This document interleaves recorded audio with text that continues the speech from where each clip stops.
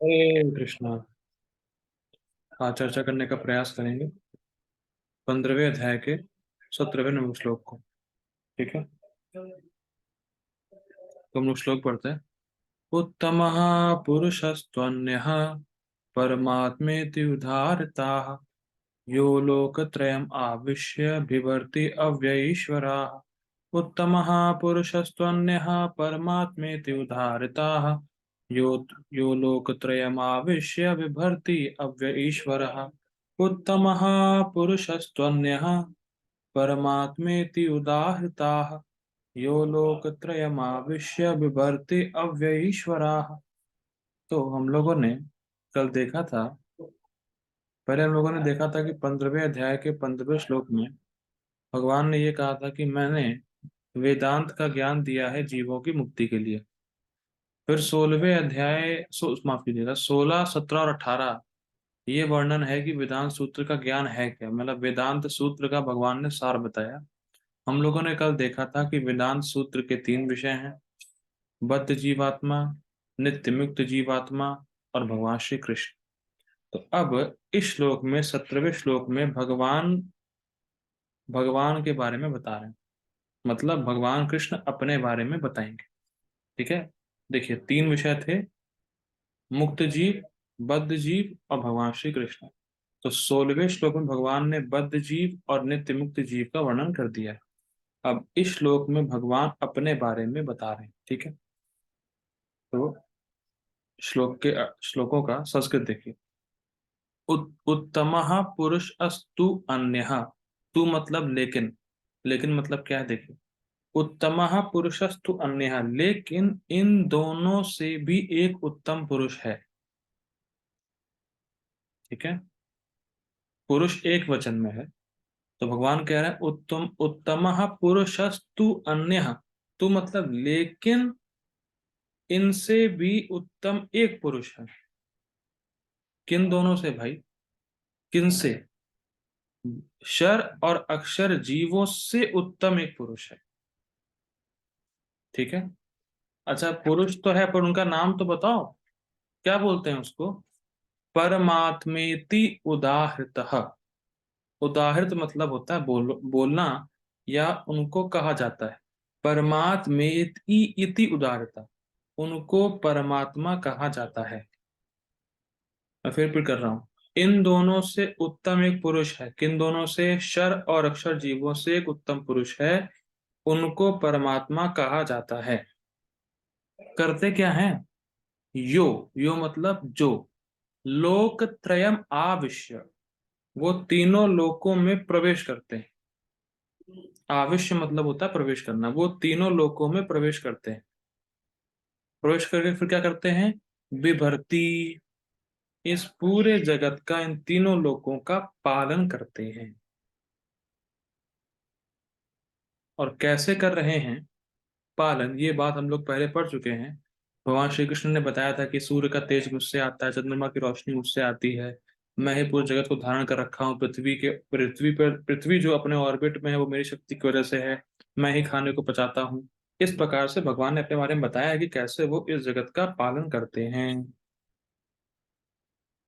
अब कोई ये कह सकता है, देखो देखो यहाँ तो परमात्मा कह रहा है ना, यहाँ भगवान श्री कृष्ण की बात कहा है। ये कहाँ लिखा है? कृष्णा इति उदारता, कि उनको कृष्ण कहा जाता है। यहाँ तो लिखा है परमात्मेति उदारता, उनको परमात्मा कहते हैं। तो ये कृष्ण कहाँ से आ गया? कृष्ण की बात तो हो ही नहीं रही।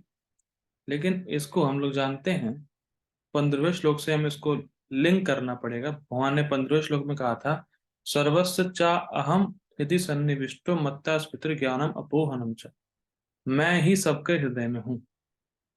तो परमात्मा सबके हृदय में है, भगवान श्री कृष्ण कह रहे हैं मैं सबके हृदय में, उसका मतलब परमात्मा और कोई नहीं है, परमात्मा भगवान श्री कृष्ण ही है। ठीक है, विभर्ति मतलब पालन करते हैं, और वो कैसे हैं? अव्यय। अव्यय मतलब कभी परिवर्तनशील ना होना, यानी कभी खर्च ना होना, कभी नष्ट ना होना। तो भगवान हमेशा रहते हैं, अव्यय हैं, और ईश्वर कंट्रोलर के रूप में। ठीक है, तो श्लोक समझ में आ रहा होगा। इन दोनों से उत्तम एक पुरुष है, उसको परमात्मा कहते हैं। वो इस तीनों लोकों में प्रवेश करके इन तीनों लोकों का पालन करते हैं, वो ईश्वर है, कंट्रोलर है और वो अव्यय है। ठीक है। अब एक बहुत इंटरेस्टिंग बात आती है यहाँ पे। क्या कोई बद्ध जीवात्मा इस तीनों लोकों को चला सकता है? क्या कोई बद्ध जीवात्मा इस तीनों लोकों का पालन कर सकता है? या कोई पालन कर रहा है? नहीं कर रहा है। क्या वो ईश्वर है? नहीं है।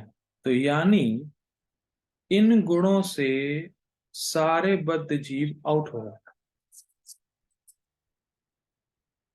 मतलब किसी बद्ध जीवात्मा को आप परमात्मा नहीं कह सकते, क्योंकि कोई भी इस पूरे जगत का पालन नहीं कर रहा। देखिए भाई, अगर भगवान का वर्णन हो रहा है, भगवान अपने बारे में कह रहे हैं, भगवान की डेफिनेशन क्या है कि वो इस तीनों लोकों में, इस पूरे जगत में प्रवेश करके इस पूरे जगत का पालन करते हैं।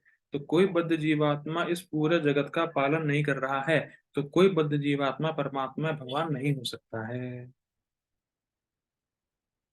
अब एक और बात आती है यहाँ पे। कोई ये कहे ठीक है, बद्ध जीवात्मा नहीं कर पा रहा है, कोई प्रॉब्लम नहीं है। लेकिन जब बद्ध जीवात्मा मुक्त हो जाएगा, जब वो नित्य मुक्त बन जाएगा, तब तो भगवान हो ही जाएगा ना। तब क्या प्रॉब्लम है? ठीक है, बद्ध जीवात्मा नहीं कर पा रहा है, लेकिन जब जब जब बद्ध जीवात्मा भक्ति करके नित्य मुक्त हो गया या भगवान के पास चला गया, तब तो वो भगवान बन जाएगा ना भाई। अब क्यों नहीं बनेगा? देखिए, बहुत सुंदर तरीका है, मतलब इसको बताने का टीका में बताया गया है। क्योंकि हम कल ही पढ़े थे कि जो नित्य मुक्त होते हैं उनका इस जगत से कोई संबंध नहीं होता है। पता नहीं अगर किसी को याद हो तो। हम लोग कल पढ़े थे, नित्य मुक्त जो होते हैं वो इस जगत का बिल्कुल भोग नहीं करना चाहते। उनका इस जगत से कोई संबंध नहीं होता है। वो इस भौतिक जगत का संग नहीं करते हैं। तो जब संग ही नहीं करते हैं तो तीनों लोकों में प्रवेश होने वाली बात तो रह नहीं गई कुछ। बात समझ में आ रही? परमात्मा जो होते हैं, जो भगवान होते हैं, वो तीनों लोकों में प्रवेश करते हैं, लेकिन नित्य मुक्त जीवात्मा इस भौतिक जगत का संग नहीं करते हैं। तो प्रवेश होने वाली बात तो रही नहीं ना। और जब ये बात रही नहीं, तो वो इस गुण से आउट हो गए, तो वो भी भगवान नहीं हो सकते।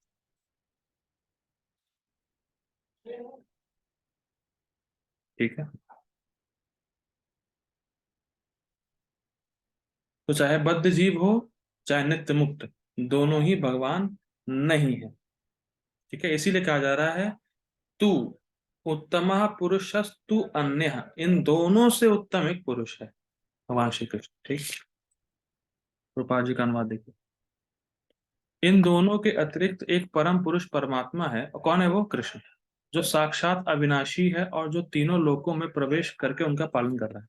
स्पष्ट है। गीता भूषण टीका। जिस कारण से इन दो प्रकार के जीवों का वर्णन हुआ, उस कारण को इस श्लोक में कहा जा रहा है। ये लिंक है पिछले श्लोक से इस श्लोक के। क्या कहने का मतलब है? क्या कारण है? कि भगवान को इन दोनों जीवों से अलग दिखाना है, इसीलिए इन दोनों जीवों का वर्णन हुआ पहले। भगवान को इन दोनों जीवों से अलग बताना है, इसीलिए उन दोनों जीवों के बारे में पहले बताया गया। और भगवान उन दोनों ही जीवों के स्वामी है, चाहे वो क्षर हो चाहे वो अक्षर। ठीक है। आगे पढ़ते हैं। एक अन्य व्यक्ति है जो इन दोनों प्रकार के जीवों से भिन्न है, और वो कौन है? कृष्ण। शास्त्रों के अनुसार उसको परमात्मा के रूप में वर्णित किया जाता है। इति उदारता। जिस गुण के द्वारा वे परम होते हैं, अब उसका वर्णन किया जा रहा है। मतलब उस व्यक्ति को परमात्मा क्यों कह रहे हैं, इसका वर्णन हो रहा है। ठीक है। नियामक के रूप में वे तीनों जगत में प्रवेश करते हैं और सबको आधार देते हैं। इस क्वालिटी की वजह से उनको परमात्मा कहा जा रहा है। भगवान श्री कृष्ण को उन दोनों जीवों से उत्तम क्यों कह रहे हैं और परमात्मा क्यों कह रहे हैं? इस गुण की वजह से। मतलब वो नियामक है, कंट्रोलर है। ये बात पहले भी हो चुकी है कि जीवों की स्मृति, जीवों का ज्ञान, जीवों की विस्मृति, ये भगवान से ही आती है। तो भगवान ऐसा नहीं है कि भगवान केवल हृदय में बैठे हैं और हेल्पलेस हैं, कुछ कर नहीं सकते। भगवान हृदय में है और वही सब कुछ कंट्रोल कर रहे हैं, इसीलिए वो परमात्मा। ठीक है। सभी को आधार देने और संरक्षण देने का कार्य एक बद्ध जीव इंगित नहीं एक बद्ध जीव में इंगित नहीं होता है, क्योंकि वह ऐसा कार्य नहीं कर सकता है। मैंने बता दिया था। मतलब हम क्या किसी को संरक्षण दे सकते हैं? क्या हम किसी को प्रोटेक्ट कर सकते हैं? नहीं कर सकते, क्योंकि हमें हमारी ही प्रोटेक्शन के बारे में नहीं पता कि कब हमारी मृत्यु आ जाएगी। तो हम क्या प्रोटेक्शन दे पाएंगे किसी को? कुछ नहीं दे सकते। क्या हम किसी को आधार दे सकते हैं? नहीं दे सकते, क्योंकि हम खुद ही किसी के आश्रित हैं। बात बात समझिए। क्या हम किसी को आश्रय दे सकते हैं? नहीं दे सकते। क्या हम किसी को बचा सकते हैं? नहीं बचा सकते। वो दोनों काम भगवान कृष्ण के। इसीलिए एक बद्ध जीवात्मा में ये दोनों कार्य नहीं है, इसीलिए वो भगवान नहीं। ये मैंने बता दिया था पहले। ठीक है। यह मुक्त जीव को भी इंगित नहीं करता, क्योंकि उसका तो भौतिक जगत से कभी ही कोई भी संपर्क ही नहीं होता।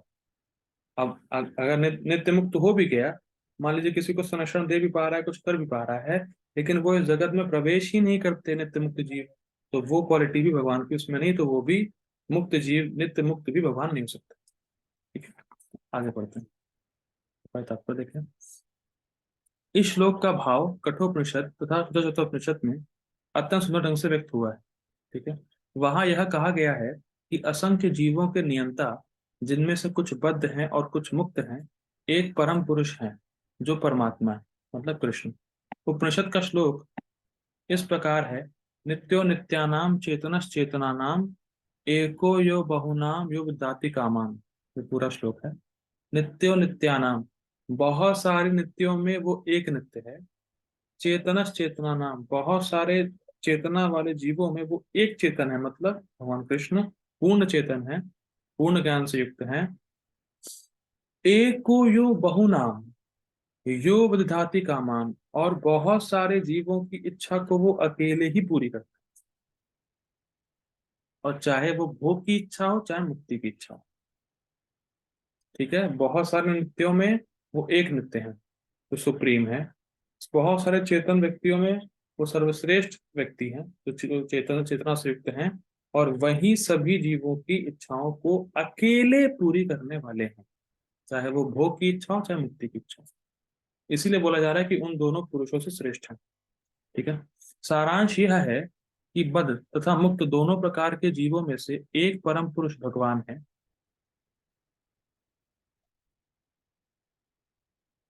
ठीक है, जीवों में से एक परम पुरुष भगवान है जो उन सबका पालन करता है और उन्हें कर्मों के अनुसार भोग की सुविधा प्रदान करता है। तो स्पष्ट है, वह भगवान परमात्मा रूप में सबके हृदय में स्थित है। जो बुद्धिमान व्यक्ति उन्हें समझ सकता है वही पूर्ण शांति लाभ कर सकता है, अन्य कोई नहीं। क्यों? क्यों शांति लाभ कर पाएगा? क्योंकि जब वो समझेगा कि मैं तो बद्ध जीवात्मा हूं और मुझसे श्रेष्ठ है कृष्ण या परम पुरुष हैं, तो वो ये समझ के भगवान श्री कृष्ण की सेवा में लगेगा। और जब भगवान श्री कृष्ण की सेवा में लगेगा तभी उसके हृदय में ठंडक आएगी, वरना भौतिक भोग तो उसको जरा ही रहे। इसलिए जो बुद्धिमान व्यक्ति जो समझ रहा है कि मैं तो बद्ध हूँ और कृष्ण परम पुरुष हैं, कृष्ण मुझे मुक्त कर सकते हैं, या कृष्ण की भक्ति करके मैं सुखी हो सकता हूँ, तो वो कृष्ण की भक्ति करना शुरू करता है। और जब तक व्यक्ति यही मानता रहेगा, अरे कृष्ण तो मेरे समान है, तो भक्ति कभी नहीं करेगा। ठीक है। अगर हम यही मानते रहेंगे तो मेरे ही टाइप का है, तो उसको सम्मान नहीं करते हैं। लेकिन जब मानते कि हाँ ये मुझसे श्रेष्ठ है, तो सम्मान की भावना शुरू होती। तो जब व्यक्ति समझता है कि मुझसे श्रेष्ठ है भगवान श्री कृष्ण, मुझे उनका भजन करना चाहिए, जब वो भजन करता है तब वो शांति को प्राप्त करता है। ठीक है, आगे पढ़ते हैं। 15वें अध्याय का 18वां श्लोक। यस्मात् अक्षरम अतीतोऽहम् अक्षरादपि चोत्तमाः अतो अस्मि लोके वेदे चापतितः पुरुषोत्तमाः। यस्मात् क्षरम अतीतो अहम अक्षरादपि चोत्तमाः अतो अस्मि लोके वेदे चापतितः पुरुषोत्तमाः। तो बहुत सुंदर श्लोक है। इस पूरे अध्याय का नाम पुरुषोत्तम योग है। तो क्यों है वो इस श्लोक में हमें स्पष्ट होगा। ठीक है, देखिए, यस्मात, यस्मात मतलब क्योंकि, शरम अतीतो अहम, क्योंकि मैं शर जीवों से अतीत यानी मैं शर शर जीवों से श्रेष्ठ हूँ। अक्षराद अपि च उत्तम, और अक्षर जीवों से भी मैं श्रेष्ठ हूँ। अतो अस्मि, अतो मतलब इसलिए, अस्मि लोके वेदे, अस्मि मतलब यहाँ पे लोके मतलब जो इस संसार में पुराण है उसमें, और वेदे यानी वेदों में, कथिता मैं प्रचलित हूँ, पुरुषोत्तम, पुरुषोत्तम नाम से। ठीक है, मैं फिर रिपीट कर रहा हूँ। यस्मात क्योंकि मैं शर जीवों से श्रेष्ठ हूँ और अक्षर जीवों से श्रेष्ठ हूँ, उत्तम हूँ। अतो अस्मि इसीलिए यहाँ पर लोके मतलब इस संसार में जो भी पुराण है, जो ऋषि मुनि ने लिखी है उसमें, वेदे मतलब वेदों में, पतिता मतलब मैं प्रचलित हूँ, पुरुषोत्तम है, पुरुषोत्तम नाम से, यानी मैं पुरुषोत्तम के रूप से विख्यात हूँ। अब इसको जो व्यक्ति जान जाएगा वो क्या करेगा? पुरुषोत्तम की सेवा करेगा, इसीलिए इसका नाम है पुरुषोत्तम योग। ठीक है, अनुवाद देखिए। चूंकि मैं शत तथा अक्षर दोनों के परे हूँ, और चूंकि मैं सर्वश्रेष्ठ हूँ, अतः मैं इस जगत हूँ।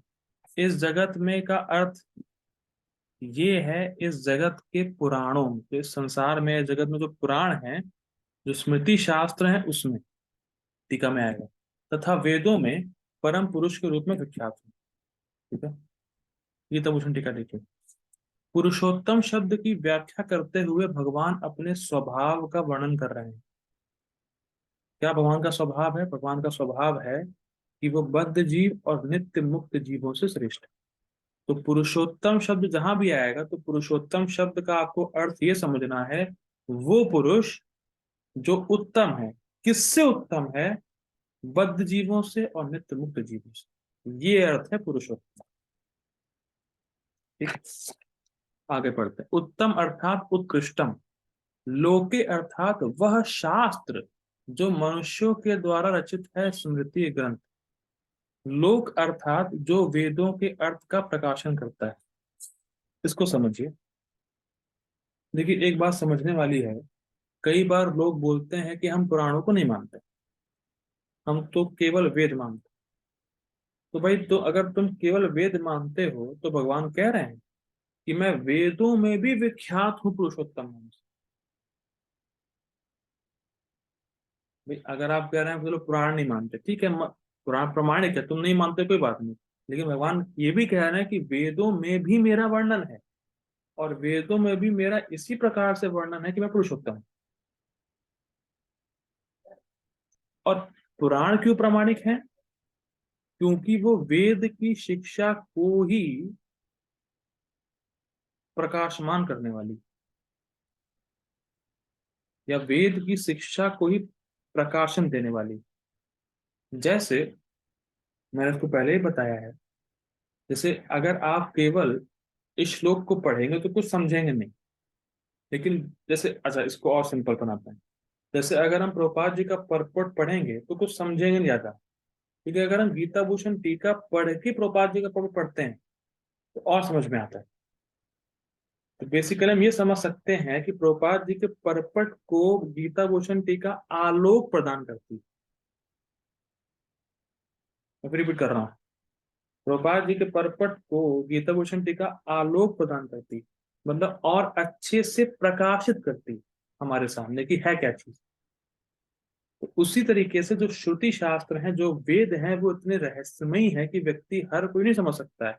तो उसी को समझाने के लिए पुराण है।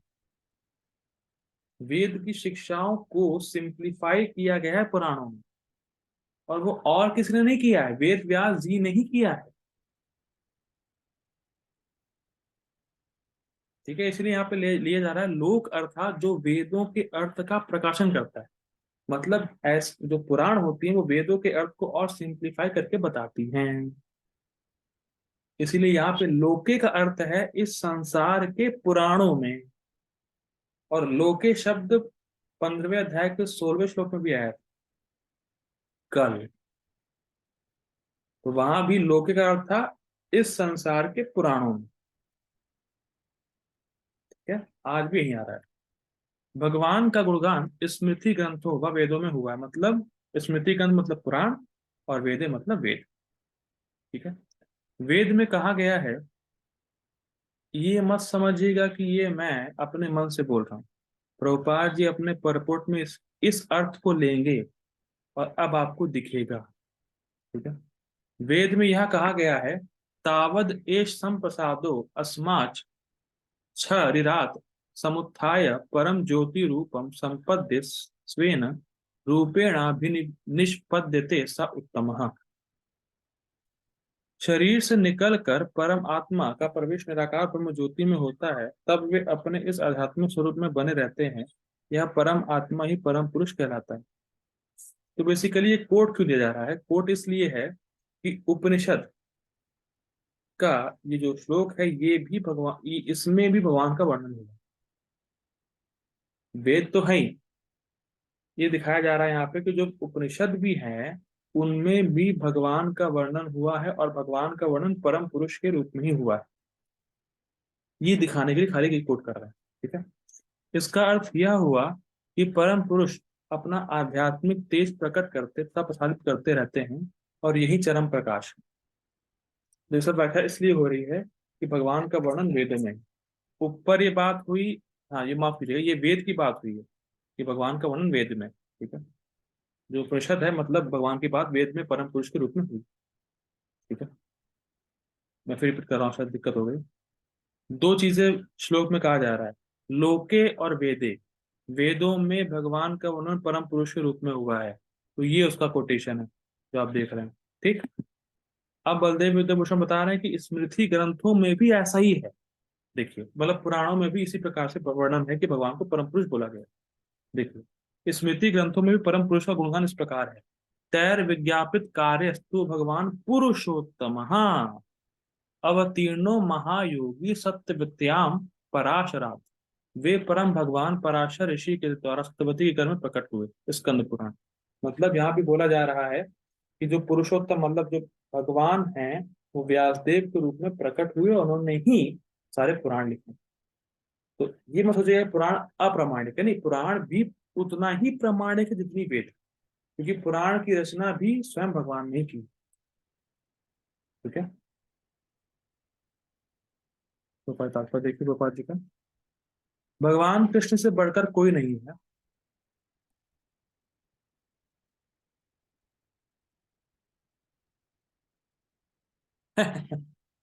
ठीक। तात्पर्य देखिए, भगवान श्री कृष्ण से बढ़कर कोई नहीं है, न बद्ध जीव न मुक्त जीव, अतएव वे पुरुषोत्तम है। स्पष्ट स्पष्ट हम लोग पढ़ चुके हैं इसको। अब यह स्पष्ट हो चुका है कि जीव तथा भगवान व्यष्टि है, मतलब भगवान भी इंडिविजुअल है और जीवात्मा भी इंडिविजुअल है। ठीक है। अंतर इतना है कि जीव चाहे बद्ध अवस्था में रहे या मुक्त अवस्था में, वह शक्ति में भगवान की अकल्पनीय शक्तियों से बढ़कर नहीं हो सकता। मतलब उसमें भी भगवान जैसे गुण रहते हैं पर अल्प मात्रा में रहते हैं। ठीक। शक्ति के बराबर नहीं होती कभी। यह सोचना गलत है कि भगवान तथा जीव समान स्तर पर हैं या सब प्रकार से एक समान है। ठीक है।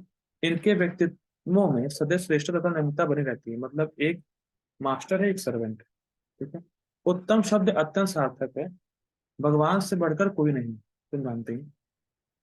बहुत सिंपल प्रोवाइजर तात्पर्य है। देखिए, अब देखिए, लोके शब्द पौरुष आगम स्मृति शास्त्र में स्मृति शास्त्र के लिए आया है। ठीक है। जैसा कि निरुक्ति कोश में पुष्टि की गई है, लोग कहते वेदार्थो अननेना, वेदों के प्रयोजन स्मृति शास्त्रों में विवेचित है। अब कुछ घुस रहा है, क्यों प्रभा जी लिख रहे हैं? आप, मुझे पक्का पता है लोग ये पढ़ के निकल जाएंगे कि एकदम से लोग के स्मृति शास्त्र सब कहाँ से आ गए। नहीं, जब टीका पढ़ते तो समझ में आता है कि प्रभा जी लिख क्यों रहे हैं, कहाँ से लिया है प्रभा जी ने। टीका से लिया। ठीक है।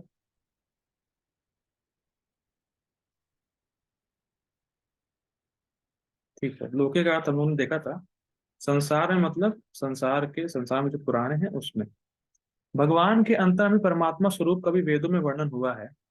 निम्नलिखित श्लोक वेदों में छांदोग्य उपनिषद में आया है, ये भी टीका में था।